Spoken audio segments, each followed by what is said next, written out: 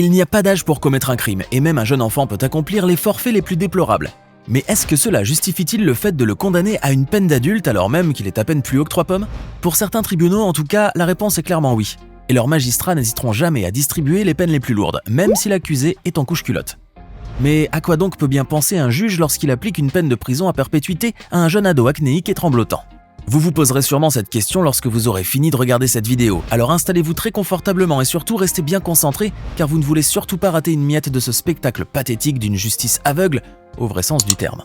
N'oubliez pas de cliquer ici pour vous abonner si vous aimez cette vidéo et d'activer toutes les notifications pour ne rater aucune de nos prochaines vidéos. Allez, on commence! Si vous êtes fan de séries policières américaines, vous savez déjà que le système pénal américain n'est pas très tendre avec les criminels. Les juges et les jurys n'hésitent pas une seule seconde en effet à distribuer les peines les plus lourdes aux accusés. Et il n'est pas rare que ces pauvres diables écopent de plusieurs peines pouvant totaliser des centaines d'années de prison ferme. Mais il faut savoir que c'était bien pire avant, dans les années 1950 par exemple, surtout si l'accusé était un jeune représentant de la communauté afro-américaine, à l'image du pauvre Joe Ligon. Ce jeune adolescent de 15 ans avait été reconnu coupable de complicité de meurtre en 1953 à Philadelphie et a été condamné à la prison à vie sans aucune possibilité de libération conditionnelle. Le procès avait été une véritable mascarade judiciaire puisqu'il fut expédié littéralement en une journée, sans que le pauvre Joe puisse avoir droit à être représenté par un avocat. Le malheureux fut alors immédiatement écroué à la prison du comté de Montgomery où il demeurera jusqu'en 2021, date de sa libération suite à une longue procédure judiciaire. Joe Ligon aura donc passé 68 ans de sa vie derrière les verrous, alors qu'il n'en a passé que 15 en liberté, ce qui fait de lui le prisonnier mineur condamné à la plus grande peine aux États-Unis. Joe a donc grandi et est devenu adulte, puis a vieilli en prison, sans jamais voir le formidable changement des mœurs et de la société qui a été accompli durant toutes ces décennies. À sa sortie de prison en 2021, le vieil homme a en effet été subjugué par la vue des voitures modernes, lui qui ne connaissait que les vieilles voitures des années 1950. Il n'y a pas pire endroit pour grandir qu'un établissement carcéral. C'est pourquoi les juges sont plutôt cléments lorsqu'ils doivent condamner des mineurs. Mais comme pour toute chose, c'est l'exception qui confirme la règle. Certains magistrats ne sont guère très portés sur la mansuétude, et les coups de leur marteau résonnent plus durement que Mjolnir. L'affaire des frères et sœurs Catherine Jones et Curtis Fairchild est une histoire pour le moins tragique et sordide, et qui met en lumière les failles grotesques du système pénal américain. Les faits remontent à l'année 1999. Curtis et sa sœur, respectivement âgés de 12 et 13 ans, tuent la petite amie de leur père avec l'arme à feu de ce dernier. Les deux jeunes enfants prévoyaient également de tuer leur père, ainsi qu'un autre membre de la famille qu'ils accusaient d'abuser d'eux sexuellement. Pourtant, malgré les preuves évidentes de la maltraitance qu'ils subissaient quasi quotidiennement, Curtis et sa sœur feront face à un procureur vindicatif et à un juge insensible et ils seront ainsi condamnés à 18 ans de prison ferme pour meurtre au second degré. Les deux jeunes enfants ont donc grandi derrière leurs cellules, alors que les enfants de leur âge jouaient encore à la marelle et à saute-mouton dans les cours de récré. Ils ne sortiront qu'en 2015 en tant que trentenaires, les meilleures années de leur vie ayant été passées sous les verrous. On a beau critiquer la sévérité de certains juges envers les mineurs, mais il n'en demeure pas moins que certains enfants se révèlent être de véritables monstres humains, qui ne méritent rien de moins que les plus terribles châtiments.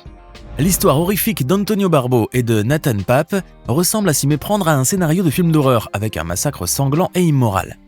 Ces deux jeunes garçons étaient âgés de seulement 14 ans lorsqu'ils commirent l'irréparable, en tuant avec sauvagerie une vieille dame de 78 ans après s'être introduits dans son domicile pour le cambrioler.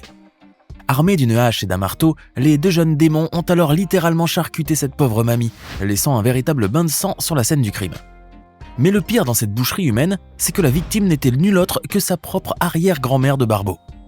Lors de leur procès, le juge a été si horriblement stupéfait par leur crime ignoble perpétré de sang-froid qu'il a décidé de les condamner tous deux à la prison à vie, avec un minimum de 36 ans à passer derrière les verrous. Condamnés en 2013, les deux assassins ne pourront donc sortir de prison qu'en 2049, alors qu'ils seront âgés de 50 ans. Voir des enfants porter les habits orange des prisonniers peut sembler fort déroutant de prime abord, voire carrément dystopique. Mais la vérité qui fait mal ici, c'est que même les gosses peuvent accomplir des horreurs, les adultes n'ayant pas vraiment le monopole de la cruauté.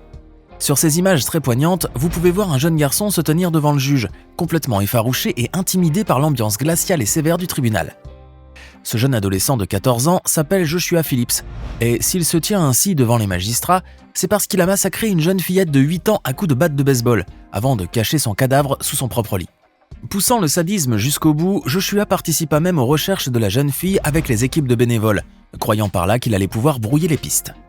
Ce fut sa propre maman qui, découvrant le corps mutilé de la jeune fillette, appela la police et le jeune garçon fut alors arrêté dans la cour de récré de son école, devant ses camarades de classe et ses professeurs interloqués.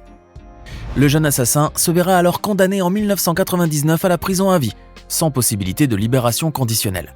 Aujourd'hui âgé de 38 ans, Joshua a grandi en prison, et il y a très peu de chances qu'il ne puisse jamais en sortir.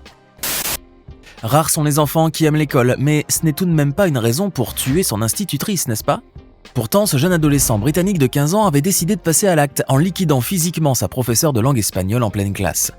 Armé d'un long couteau de boucher qu'il avait dissimulé dans sa manche, Will Cornick a en effet littéralement trucidé la pauvre enseignante de 61 ans qui était à quelques mois de prendre sa retraite. Après avoir accompli son terrible méfait, Cornick n'éprouva aucun regret ni remords, mais plutôt de la fierté, témoignant ainsi contre lui-même de son intolérable cruauté. Jugé psychotique mais apte intellectuellement, le jeune meurtrier se verra condamné à la réclusion criminelle à perpétuité par la justice anglaise. Avant de continuer, il est temps de répondre à la question du jour. Et comme toujours, il s'agit de culture générale. Quel est le pays avec la plus grande population carcérale au monde ? Est-ce option A, les États-Unis ? Option B, la Chine ? Ou enfin option C, l'Inde ? Réfléchissez bien et écrivez ce que vous pensez être la bonne réponse dans les commentaires. On verra si vous aviez raison avant la fin de cette vidéo. On continue. Lionel Alexander Tate est considéré comme le plus jeune citoyen américain jamais condamné à la réclusion à perpétuité, sans possibilité de libération conditionnelle. Les faits remontent à janvier 2001. Tate, alors âgé de 12 ans, tue la petite Tiffany Ennick, une fillette âgée de 6 ans et qui était gardée par la mère du jeune garçon.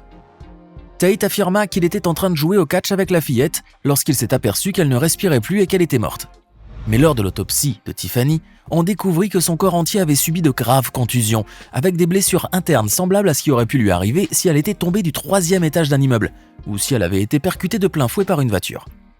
Le jeune garçon de 12 ans sera alors condamné à la réclusion à perpétuité et mis en prison, d'où il sortira finalement en 2004, après que la Cour d'appel de l'État ait annulé sa condamnation pour vice de forme du premier procès. Le jeune assassin repassera néanmoins par la case prison en 2005, après qu'il ait braqué un livreur de pizza avec une arme à feu. Il sera cette fois condamné à 40 ans de prison ferme, où il est justement en train de moisir aujourd'hui. On dit que la justice est aveugle, mais parfois il vaudrait mieux que le juge mette ses lunettes, au risque de se faire ridiculiser devant le monde entier.